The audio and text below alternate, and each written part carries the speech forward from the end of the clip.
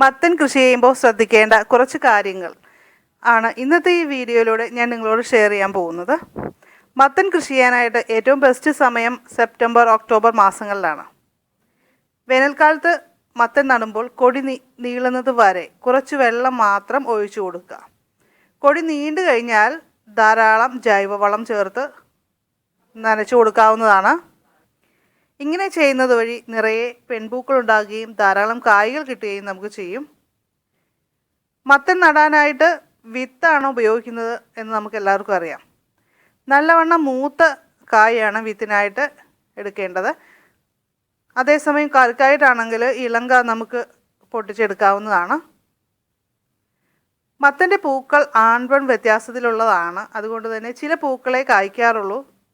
പെൺപൂക്കളാണെങ്കിലും ചില സമയത്ത് കായ് പിടിക്കാതെ പോകാറുണ്ട്. കായ് പിടുത്തം കൂട്ടാനായിട്ട് നമുക്ക് ചെയ്യാവുന്ന ഒരു കാര്യം എന്താണെന്ന് ഞാൻ പറയാം. മത്തൻ നട്ട് വള്ളി വീശുമ്പോൾ മുട്ടുതോറും അതിൻ്റെ ഓരോ മുട്ടുതോറും പച്ചച്ചാണകം കുറേശ്ശെ വെച്ച് കൊടുക്കുക. വള്ളി വേഗം വളരുന്നതിനും അതുപോലെ തന്നെ പെൺപൂക്കളിൽ മിക്കവയും കായ്ഫലം തരികയും ചെയ്യുന്നതിനും ഈ കാര്യം ഉപകരിക്കുന്ന ഒന്നാണ്. അതുപോലെ തന്നെ വിത്തുഗുണം 10 ഗുണം എന്ന് പറയുന്നതിൽ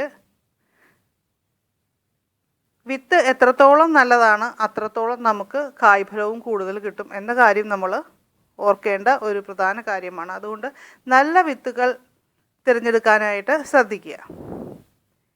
കൃഷി ഇറക്കുന്നതിന് മുമ്പ് അല്ലെങ്കിൽ മത്തൻ നടുന്നതിന് മുമ്പായിട്ട് കായ് മുറിച്ച് വിത്തെടുത്ത് തണലിൽ ഉണക്കിയ ശേഷം നടാനായിട്ട് ഉപയോഗിക്കുക. വിത്തുകൾ കൂടുതൽ കാലം സൂക്ഷിച്ച് വയ്ക്കണമെന്നുണ്ടെങ്കിൽ ഒരു മൺകലത്തിൽ നല്ല ഉണക്ക മണലിട്ട ശേഷം വിത്ത് അതിലിട്ട് സൂക്ഷിച്ചു വയ്ക്കാവുന്നതാണ്. ഈ രീതിയിൽ പടവലം, പാവൽ, വെള്ളരി, കുമ്പളം എന്നിവയുടെയൊക്കെ വിത്തുകളും സൂക്ഷിച്ചു വയ്ക്കാം. അല്ലാത്ത കേസിൽ ചിലപ്പോൾ പെട്ടെന്ന് ഇത് ചീത്തായി പോകാറുണ്ട്. നമ്മൾ പിന്നെ നടാനായിട്ട് കുറേ സമയം കഴിഞ്ഞിട്ട് നടാനായിട്ട് നോക്കുമ്പോൾ ഇതൊന്നും മുളയ്ക്കാതെ വരുന്നതായിട്ട് അനുഭവപ്പെടാറുണ്ട്. അങ്ങനെയുള്ളവർക്ക് ഈ രീതിയിൽ നമുക്ക് സൂക്ഷിച്ചു വയ്ക്കാവുന്നതാണ്. മത്തൻ നട്ടിട്ടുള്ള മിക്കവർക്കും അറിയാം, ഇതിനൊരു പ്രധാന പ്രശ്നം വരുന്നത് ഇലമുരടിപ്പ് രോഗമാണ്. ഇതിന് നമുക്ക് നമ്മുടെ വീട്ടിൽ തന്നെയുള്ള കഞ്ഞിവെള്ളം പുളിപ്പിച്ച ശേഷം, അതായത് പഴം കഞ്ഞിവെള്ളം എടുത്ത് ഒരു സ്പ്രേയറിൽ ഇട്ട ശേഷം അത് നമുക്ക് ദിവസത്തിൽ 2 പ്രാവശ്യമോ 3 പ്രാവശ്യമോ ഒക്കെ തളിച്ചു കൊടുക്കാം. ഈ രീതിയിൽ ചെയ്യുന്നത് തീർച്ചയായിട്ടും ഇലമുരടിപ്പ് രോഗം പെട്ടെന്ന് തന്നെ മാറുന്നതിന് സഹായിക്കുന്ന ഒരു കാര്യമാണ്. പിന്നെ മറ്റൊരു പ്രശ്നം മിക്കവാറും ഈ മത്തൻ കൃഷി ചെയ്യുന്നവർ അനുഭവപ്പെട്ടിട്ടുള്ള ഒന്ന് ഈച്ച ശല്യമാണ്.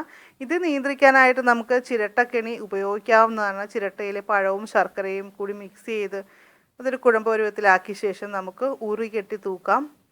ചെറിയ അളവിൽ കീടനാശിനി കൂടി ചേർത്ത് കൊടുക്കുക. അപ്പോൾ ഇതിലേക്ക് ഈച്ചകൾ ആകർഷിക്കപ്പെടുകയും അങ്ങനെ അത് ചത്തൊടുങ്ങുകയുമാണ് ചെയ്യുന്നത്. വലിപ്പത്തിലും സ്വാദിലും വ്യത്യാസമുള്ള വിവിധ ഇനങ്ങളിലുള്ള മത്തൻ ഇന്ന് ഉണ്ട്. വലിയ പരിചരണമൊന്നുമില്ലാതെ വളരുന്ന മത്തൻ പടരാൻ ഒരല്പം സ്ഥലമുണ്ടെങ്കിൽ നമ്മുടെ അടുക്കള തോട്ടത്തിലും ഇത് വളർത്തിയെടുക്കാവുന്നതേ ഉള്ളൂ. അതും ജൈവ രീതിയിൽ തന്നെ നമുക്ക് വളർത്താവുന്ന ഒന്നാണ് മത്തൻ. കടലപ്പിണ്ണാക്ക് നമുക്ക് ഇതിന് നല്ലൊരു വളമായിട്ട് ഉപയോഗിക്കാവുന്നതാണ്. ഇത് 2-3 ദിവസം കുറച്ച് വെള്ളത്തിലിട്ട് വെച്ചിരുന്ന ശേഷം, അതായത് പുളിപ്പിച്ച ശേഷം നമുക്ക് ചെടികൾക്ക്, അതായത് മത്തന് നമുക്ക് ഒഴിച്ചു കൊടുക്കാം. ഇടയ്ക്കിടെ മത്തൻ ചെടിയുടെ നാമ്പ് കിള്ളിക്കൊടുക്കുന്നത് കൂടുതൽ തണ്ടുകൾ ഉണ്ടാകുവാനും അതുപോലെ കായ്കൾ ഉണ്ടാകുവാനും വളരെ നല്ലൊരു രീതിയാണ്. ഒരുപാട് പേര് അത് ചെയ്തു നോക്കി ഫലം കണ്ടിട്ടുള്ള ഒരു കാര്യമാണ്.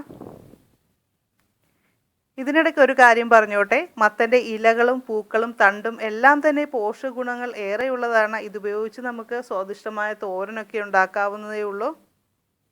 അപ്പോൾ അതും നമുക്ക് പ്രയോജനപ്പെടുത്താവുന്നതാണ്. മത്തൻ കൃഷിയിൽ ഇലകളും പൂക്കളും എല്ലാം നമുക്ക് പ്രയോജനപ്പെടുത്താവുന്നതാണ്. രാസവള പ്രയോഗമില്ലാതെ തന്നെ ചാണകവും കപ്പലണ്ടി പിണ്ണാക്കും കടലപ്പിണ്ണാക്കും അതുപോലെയുള്ള കാര്യങ്ങളൊക്കെ ഉപയോഗിച്ച് നല്ല രീതിയിൽ നമുക്ക് കൃഷി ചെയ്യാൻ സാധിക്കും. വിഷമയമില്ലാത്ത പച്ചക്കറികൾ നമുക്ക് നമ്മുടെ അടുക്കള തോട്ടത്തിൽ തന്നെ കൃഷി ചെയ്ത് ഉണ്ടാക്കാവുന്നതേ ഉള്ളൂ.